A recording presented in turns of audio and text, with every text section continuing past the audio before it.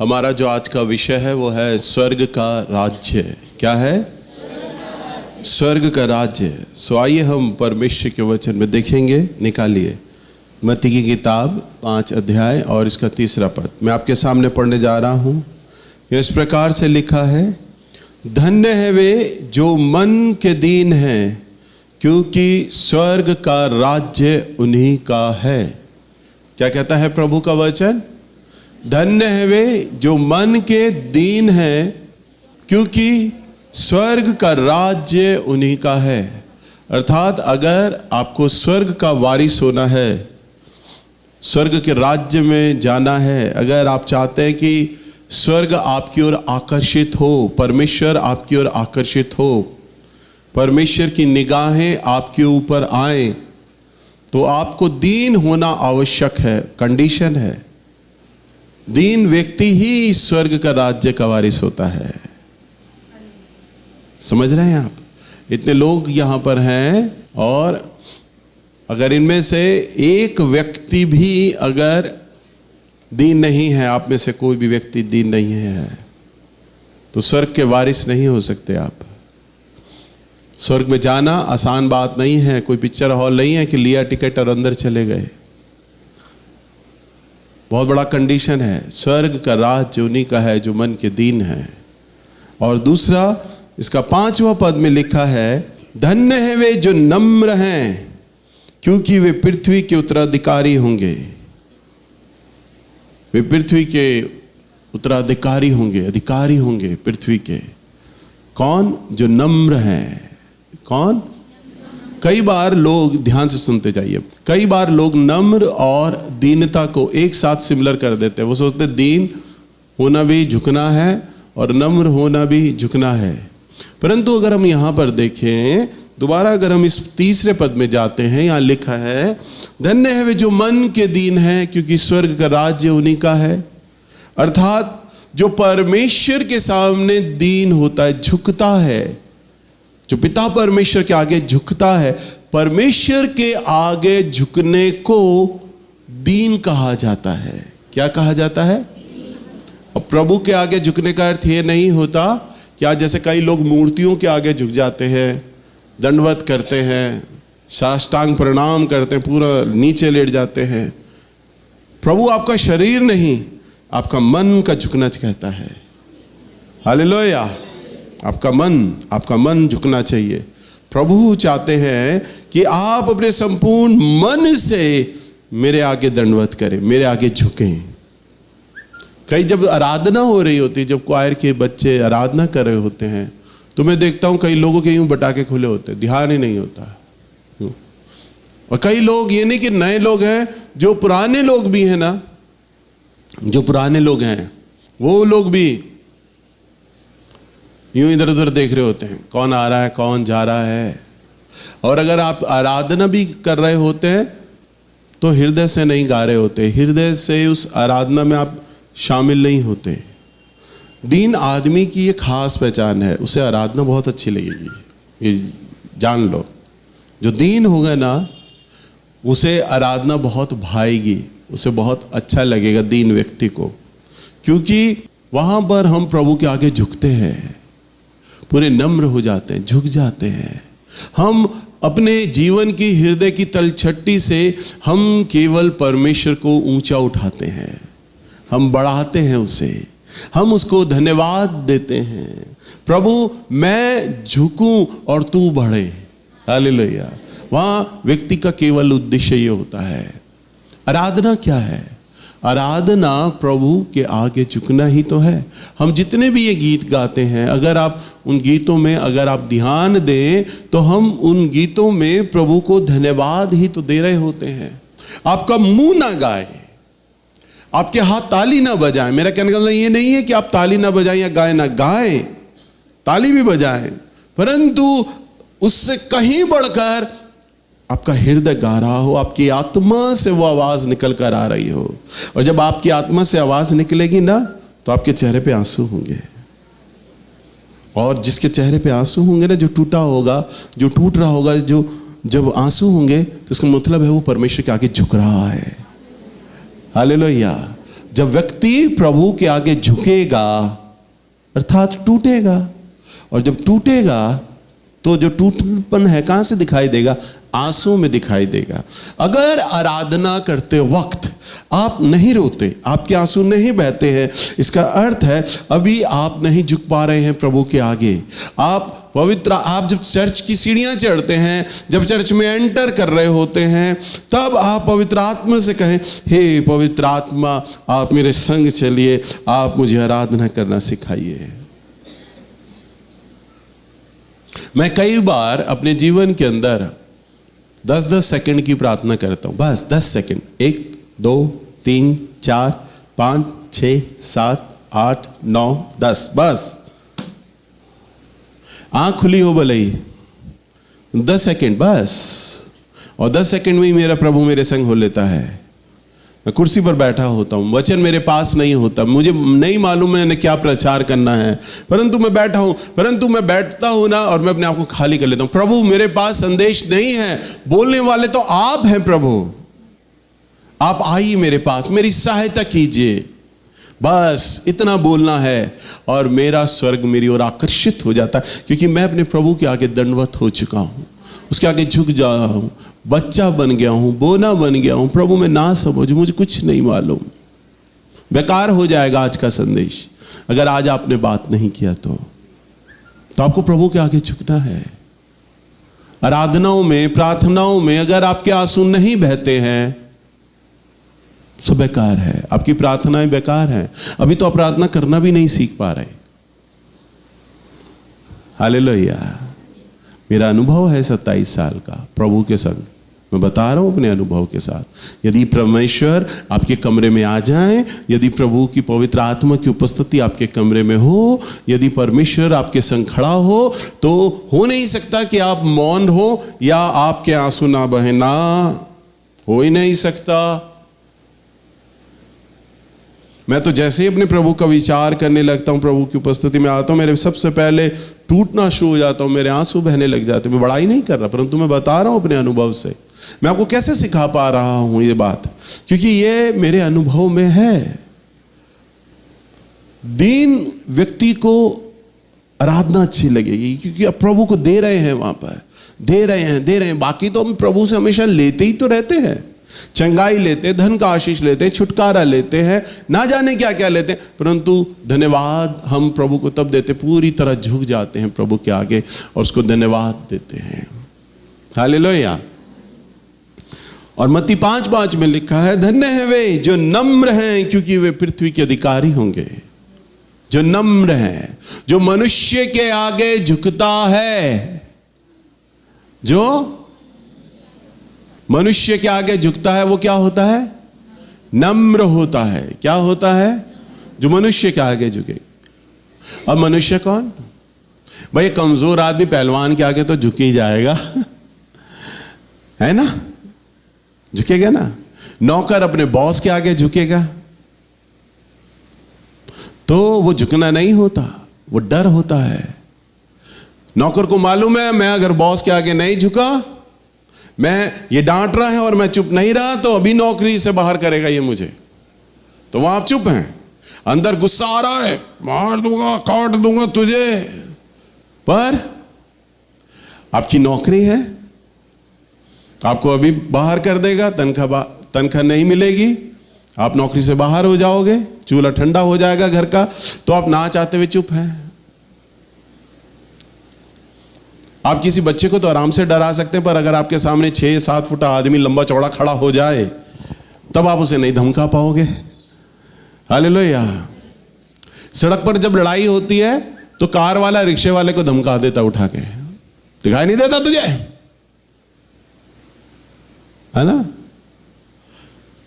और उस कार वाले से कोई बड़ी कार हो, महंगी कार हो, तो उस छोटी वाले कार को धमका देगा, बाइक वाले को धमका देगा।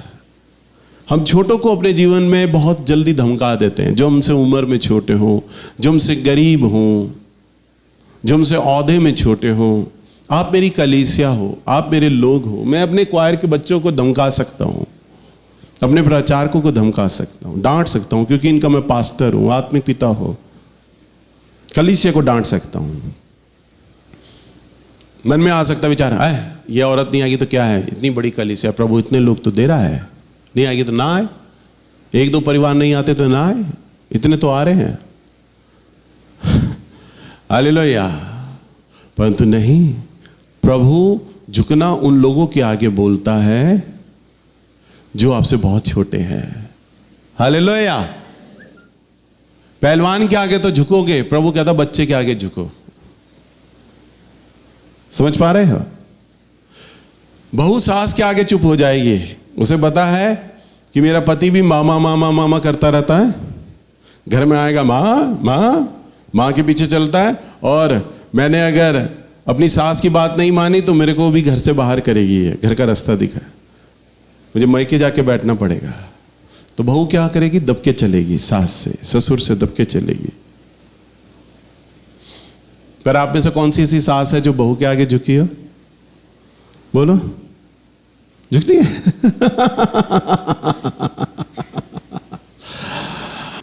और जो बहू होंगे ना वो खुश होंगे, आज भैया हम पे वचन दे रहे हैं, मेरी सास को होना चाहिए था। हालेलुया। ये बहुत अटपटी बात है, मैं आपको बता रहा हूं, बहुत अटपटी बात है। पिछले सप्ताह में संदेश दे रहा था, प्रभु की जो समझ है ना हमारी समझ से बिल्कुल उल्टी है।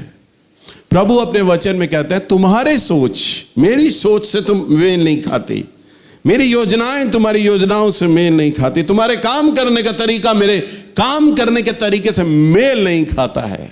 हालेलुया। इसलिए जो उसका वचन है ना, वो हमारी सोच, हमारे विचार और जो जो अब तक हम अपने बुजुर्गों से सीखते आए हैं, जो जो हम किताबों में पढ़ते आए हैं, उन सारी चीज़ों से बिल्कुल उलट होता है परमेश्वर का वचन। हालेलुया। वो कहता है व्यक्ति के आगे झुकना, और यहाँ तो मालू अर्जुन होते हैं, मैं झुकेगा नहीं। हमारा ईगो नहीं टूटना चाहिए, हम नहीं झुकने चाहिए। प्रभु ये याद करो, प्रभु किसी भी विश्वासी को जब बनाता है ना, किसी भी विश्वासी को, अगर अभी तो आप चंगाई चिन्ह चमत्कार वाले हैं, प्रभु जब किसी व्यक्ति से कम जब सेवा लेना शुरू करता है, सबसे पहले उसे तोड़ना ही तो शुरू करता है। उसका जो झुकेगा नहीं है ना, उसका जो झुकेगा नहीं, टूटना, वहीं वो तोड़ता है। हालेलुया।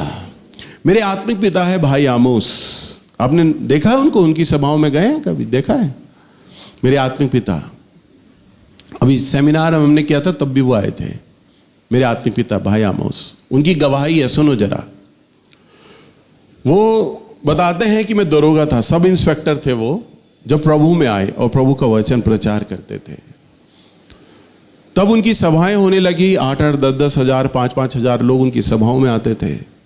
अब जैसे भाई ये कैमरा लेकर मेरा संदेश रिकॉर्ड कर रहे हैं, तो भाई भी आमोस भैया भी जब वचन का प्रचार किया करते थे, तो उनके चर्च के जो लोग होते थे बड़े महंगे कैमरे लेके उनका भी संदेश रिकॉर्ड करते थे। तब आमोस भैया के एक दोस्त थे, उनको ज़रूरत आन पड़ी कैमरे की। उन्होंने आमोस भैया को बोला कि यार मुझे है ना कैमरा चाहिए, घर में एक फंक्शन है, मुझे कैमरा दे दे। तो भैया ने कहा तू कब तक देगा? उसने कहा मैं 2-3 दिन तक दे दूंगा। भैया ने कहा क्योंकि अगले सप्ताह मेरी मीटिंग है, मुझे ज़रूर दे देना सप्ताह तक, उस सप्ताह तक। कह रहा हाँ मैं ज़रूर दे दूंगा। वो कैमरा ले गया, महंगा कैमरा था, ले गया। ले जाने के बाद 2 दिन बीते, भैया ने इंतज़ार किया, कैमरा नहीं लाया यार वो। 3 दिन बीते, 4 दिन बीते, सभा उनकी पास आने लग गई। भैया कहते मेरा माथा खराब हो गया, 4 दिन हो गए उसको कैमरे का होश नहीं, मेरी सभा पास आ गई है। भैया ने उसे फ़ोन किया, अरे भाई मेरा तू कैमरा नहीं लाया, मेरा कैमरा ला, 4 दिन की सभाएं मेरी आने वाली हैं, तू जल्दी ला। वो कहता कौन सा कैमरा? भैया ने कहा अरे तू आया नहीं था, मेरे से कैमरा ले गया था फलाने दिन, तू कह रहा था घर में मेरे फंक्शन है, मैंने फंक्शन करना है, तुझे मैं कैमरा दे दूंगा, वो वाला कैमरा कर रहा हूँ। वो कह रहा मुझे तो कोई याद नहीं, मैं तो नहीं आया था तेरे पास, मैंने तो कोई तरह से कैमरा नहीं मांगा। भैया कहते मुझे बहुत गुस्सा आया उस पर। उसने कहा अच्छा दिखाता हूँ। और भैया उस समय थाने जा रहे थे, इंस्पेक्टर की ड्रेस में थे। भैया ने अपनी बुलेट उठाई और सीधा दंदनाते हुए उसके घर पहुँच गए। घर पहुँच गए, दरवाज़ा पीटा, उसने दरवाज़ा खोला, उसने कहा ओ आमोस आ अंदर आ। आमोस भैया ने कहा मेरा कैमरा कहाँ है भाई, तू ले तो क्या था? उसने कहा मैं कोई नहीं ले गया। भैया ने कहा देख मैं तुझे थाने में बंद कर दूंगा, चोरी का इल्ज़ाम लगा दूंगा तेरे घर में। उसने कहा मैं कोई नहीं ले गया कैमरा। भैया ने कहा अच्छा कैमरा नहीं ले गया? भैया अंदर दंदनाते हुए गए, अलमारी खोली, अलमारी में कैमरा पड़ा हुआ था। भैया ने कहा ये देख ये मेरा कैमरा पड़ा। उसने कहा ये तेरा कैमरा नहीं है, ये तो मैंने खुद खरीदा था। दोनों में कैमरे को लेकर छीना झपटी भी हो गई। भैया को गुस्सा आया। भैया ने कहा तूने अब दरोगा से पंगा ले लिया है, अब इसकी चोरी का इल्जाम मैं लगाऊंगा क्योंकि बिल तो मेरे पास है। भैया ने ड्यूटी करी, घर गए और योजना बनाई कि अब मैं इसकी रिपोर्ट करा के इसे अंदर कराऊंगा चोरी के इल्जाम में। तभी ये से पता चलेगा कि पुलिस वाले से पंगा लेने का क्या अंजाम होता है। हालेलुया। भैया जब रात को प्रार्थना करने लगे अपनी सभा के लिए, तो परमेश्वर की उपस्थिति, परमेश्वर का अभिषेक महसूस ही नहीं कर रहे। वो प्रार्थना कर रहे, प्रभु की उपस्थिति नहीं आ रही। आमोस भैया चिल्लाने लग गए, रोने लग गए, प्रभु जी मुझे आपकी आवश्यकता है, परसों सभा है और मुझे आपकी आवश्यकता है, आपसे मैं बात करना चाहता हूँ, आओ आओ आओ पवित्र आत्मा। रोते रहे रोते रहे रोते रहे रोते रहे, बोलते रहे। प्रभु की आत्मा ने कहा जो तेरा दोस्त है जिसने कैमरा रख लिया है उसे तू माफ कर हृदय से। क्या कहा प्रभु ने? हाँ, कितनी जल्दी बोले हालेलुया, क्योंकि दूसरे पे बात आई है ना। हाँ? हालेलुया। तब प्रभु की आत्मा ने कहा उसे माफ कर दे। आमोस भैया बोलते हैं प्रभु आप जानते हो उसने झूठ बोलकर मेरे से कैमरा लिया, रख लिया, और मैं तो इंस्पेक्टर आदमी हूं, कल ही ठिकाने लगा दूंगा उसकी अकल तो मैं। प्रभु की आत्मा ने कहा नहीं, उसे माफ कर। उन्होंने कहा ठीक है मैं माफ तो कर देता हूं, पर कैमरा तो मैं जरूर लूंगा। बड़ा महंगा वाला कैमरा था वो। प्रभु की आत्मा ने कहा कैमरा भूल जा, कैमरा भूल जा, उसे माफ कर दे। आमोस भैया ने कहा यह तो मेरे से नहीं हो पाएगा प्रभु, मैं कैमरा नहीं भूल सकता। एक बार को माफ कर दूंगा, उस पर चोरी का इल्जाम नहीं लगाऊंगा, FIR नहीं करूंगा, कुछ नहीं करूंगा, पर कैमरा तो मैंने लेना है। प्रभु ने कहा अगर तू कैमरा रखेगा तो तेरा और मेरा संबंध खत्म, तू अपने परमेश्वर को भूल जाना। फिर उन्होंने कहा नहीं प्रभु मैं आपको नहीं भूल सकता, आपके आगे तो हजारों कैमरे में बर्बाद कर सकता हूं। परमेश्वर की आत्मा ने कहा कि तू अपने दोस्त को माफ कर और कैमरे को भूल जा। आमोस भैया ने कहा प्रभु ये ठीक कहा। उन्होंने कहा देख मैं मनुष्य हूं और मैं सख्त हूं। भाई पुलिस वाले तो होते ही सकता है, ईगो होता है, खाकी का भी अलग। उन्होंने कहा मेरे से माफ नहीं हो पा रहा, परंतु पवित्र आत्मा तू मुझे मन दे कि मैं अपने दोस्त को माफ कर दूं। मैं तैयार हूं माफ करने के लिए, परंतु कर नहीं पाऊंगा क्योंकि मेरा नेचर ऐसा है, मेरा स्वभाव है, सख्त स्वभाव है। तू मुझे मन दे कि मैं अपने दोस्त को माफ कर दूं, और मुझे मन दे कि मैं कैमरे को पूरी तरह भूल जाऊं।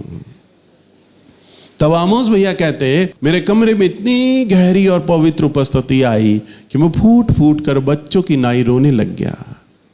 मैं रोने लग गया अपने दोस्त को लेकर, मैं रोने लग गया।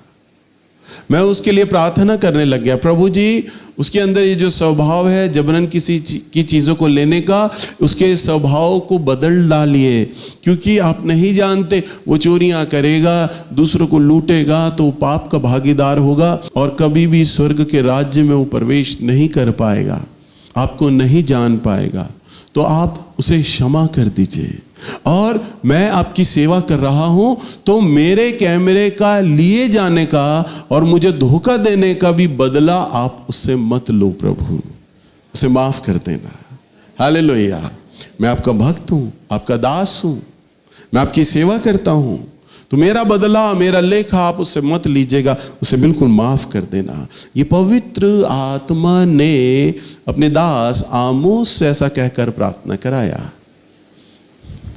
अभी मैंने बोला था ना कि आप माफ कर सकते हैं, नहीं कर सकते जब तक पवित्र आत्मा आपसे माफ ना करवाए, जब तक पवित्र आत्मा आपको वो मन, वो हृदय ना दे, जब तक पवित्र आत्मा उस संबंध को ना जोड़े, तब तक दुनिया की धरती की कोई ताकत नहीं कि जो टूटे हुए संबंधों को जोड़ पाए। ये तो केवल पवित्र आत्मा में सामर्थ है। हालेलुया। तब उन्होंने कैमरे का मोह त्यागा। प्रभु मैं कैमरे को भी भूल जाता हूं, कैमरे को लेकर भी भूल गए। और तब वो रोते रोते अगले दिन अपने दोस्त के पास गए और उनसे कहा, भाई मैं तुझे आशीष देता हूँ, कल भी जो मैंने तुझसे गलतियाँ बोली, मैंने तुझे कहा मैं तुझे थाने ले जाऊँगा, तुझे जेल करा दूँगा, मैं तुझसे सॉरी बोलता हूँ। क्या बोलता हूँ? मैं माफ़ी मांगता हूँ। दुनियावी रीति से देखा जाए आमोस भैया की तो कोई गलती ही नहीं थी, उन्हें माफ़ी क्यों मांगनी चाहिए थी? परंतु माफ़ी तो उनके उस दोस्त को मांगनी चाहिए थी जिसने धोखा किया, जिसने जबरन कैमरा रख लिया और वो कैमरा रखकर भी झूठ बोल रहा है। ऐसे व्यक्ति को माफ़ी मांगनी चाहिए, परंतु पवित्र आत्मा कह रहे हैं तूने माफ़ी मांगनी है। हालेलुया।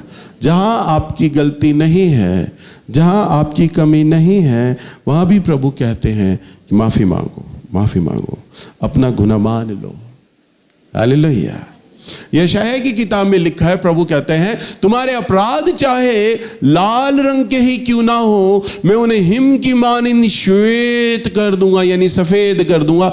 आओ आओ मेरे संग वाद विवाद कर लो, यानी मेरे संग बातचीत कर लो, समझौता कर लो। प्रभु कहता है, क्या करता है? मेरे साथ समझौता कर लो। समझौता कब होता बताओ? अगर शिवानी कभी मुझसे बदतमीजी कर जाए, ये लड़की मुझसे बदतमीजी कर जाए और कभी हम दोनों बैठे और अपना संबंध हम ठीक कर रहे हो, तो शिवानी अपनी कुछ गलतियां मेरे आगे मानेगी और मैं भी कुछ गलतियों को मानूंगा। हाँ बेटा, तूने मुझे उस दिन कुछ बोला था, मुझे गुस्सा आ गया था और मैंने भी तुझे कुछ बुरा भला कह दिया, मैं भी तुझसे सॉरी बोलता हूँ। हम एक दूसरे से अपनी गलतियां मानेंगे, सॉरी बोलेंगे तो रिश्ता अच्छा हो जाएगा। हालेलुया। पर अगर एक तरफा रहेगा, एक तरफा ये गलती मानेगी और मैं ही अटीला बना रहूंगा, मैं ही माफ नहीं करूंगा, तो संबंध नहीं होगा। परंतु प्रभु क्या कहता है? आओ मेरे संग बैठो और बैठ के वाद विवाद करो, यानी समझौता कर लो। जो गलतियां परमेश्वर कभी करता भी नहीं और ना कर पाएगा, प्रभु कहता मैं वो गलतियां भी मान लूंगा तुम्हारे सामने। अरे प्रभु के आगे तालियां नहीं बजाओगे? इतना भला परमेश्वर है हमारा। मैं तालियां इसलिए नहीं बजा रहा कि मेरे चर्च में शोर हो। हमारा परमेश्वर ताली के योग्य है। हमारा प्रभु गलती से भी कोई गलती नहीं करता, फिर भी वो कहता है तुम्हारे साथ और अपने साथ संबंध ठीक करने के लिए मैं उन गलतियों को मानूंगा जो गलतियां मैंने कभी की भी नहीं। पर मेरे साथ बैठो तो सही, मेरे साथ अपनी गलतियां मानो तो सही, संबंध ठीक तो करो कम से कम मेरे साथ। हालेलुया। ये होती है दीनता। हमारा परमेश्वर तो अति अति अति अति दीन है। हमारा प्रभु यीशु मसीह 100% गुरु हुआ, 100% मनुष्य था, 100% परमेश्वर था। अगर आप नए नियम को पढ़ें तो प्रभु यीशु मसीह के चरित्र और उसके स्वभाव, उसके आचरण में कहीं कोई रत्ती भरी भी कमी नहीं निकाल सकते। ढूंढोगे भी ना तो भी नहीं निकाल पाओगे, है ही नहीं। और मैंने प्रभु यीशु मसीह ने इतना विराट परमेश्वर होकर उसने आपको मानो इतना शून्य कर दिया कि अपने 12 चेलों के जो उसे धोखा दे रहे थे, वो चेले प्रभु ने उनके पैरों को धोया। क्या किया प्रभु ने? उनके पैरों को धोया। कभी किसी गुरु ने कभी देखा, इतने मुझे कहते हुए अच्छा नहीं लगता, इतने बाबा इतने स्वामी हैं, कभी किसी ने अपने चेलों के पैर धोए? एक बार मेरे पास व्हाट्सएप आया। व्हाट्सएप में मैंने एक चीज देखी। व्हाट्सएप में मैंने देखा एक फोटो में प्रभु यीशु लिखा, एक गुरु ये है और उसमें लिखा दूसरा गुरु ये है। एक गुरु के अंदर ये दिखाया कि प्रभु यीशु मसीह अपने चेलों के पैरों को अपने घुटने पे रखे हुए हैं और पैर धो रहे हैं। एक तो गुरु वो है। दूसरा गुरु एक व्यक्ति है, वो नदी में डुबकी मारे हुए है, इतना शरीर उसका धड़ पे है, और उसका गुरु यानी एक साधु उसके पास खड़ा हुआ है और उसने पैर उसके सर पर रखा हुआ है, यूं इमेज है। दूसरा गुरु ये है। एक गुरु क्या रखता है? सर पर पैर रखता है, और एक गुरु क्या करता है? पैरों को धोता है। तो पैरों को धोने वाला गुरु दीन है या सर पे रखने वाला गुरु दीन है? हाँ, हमारे प्रभु यीशु मसीह ने पैर धोए, दीनता का प्रमाण दिया कि तुम्हें भी, मैं परमेश्वर होकर भी, मैं गुरु होकर भी पैर धोता हूं। प्रभु ने कहा जो तुम में बड़ा होना चाहे वो सबका दास हो जाए। वो क्या हो जाए? सबका दास हो जाए। आपको क्या होना है? दास। जब तक पवित्र आत्मा से नहीं बैठोगे, वो आपको दास होने का भी स्वभाव नहीं दे पाएगा। आपको मनुष्य के आगे झुकना है। आमोस भैया को प्रभु ने मनुष्य के आगे झुकाया। पुलिस वाला है, मनुष्य के आगे झुका दिया। पृथ्वी का अधिकारी तब होगा जब तू नम्र होगा मनुष्य के आगे, और स्वर्ग में परमेश्वर के आगे वो झुका, वहां दीनता हुई। अगर तू मेरे आगे झुकेगा तो स्वर्ग का अधिकारी होगा, तो दीन होगा। हालेलुया। सो प्रभु का नेचर है, स्वभाव है। आप आ रहे हो, प्रभु आपको आशीष दे रहा है, उसका नेचर है, क्योंकि बहुत प्रेम करने वाला प्रभु है। आपको चंगाई देगा, चमत्कार देगा। ये इसलिए नहीं आपको चंगाई चमत्कार दे रहा है, आपकी प्रार्थना को सुन रहा क्योंकि आप बहुत अच्छे हैं ना, उसका नेचर है। आशीष तो वो सबको देता है, परंतु स्वर्ग का अधिकारी क्या बन पाओगे? स्वर्ग का अधिकारी अगर न्याय करने आ गया जब, तो एक भी व्यक्ति प्रभु के पास नहीं जा पाएगा। आशीष मिलना इस बात का प्रमाण नहीं होता कि प्रभु आपसे प्रसन्न है, इस्तेमाल कर रहा है प्रभु। इसका प्रमाण ये नहीं होता कि प्रभु आपसे प्रसन्न है।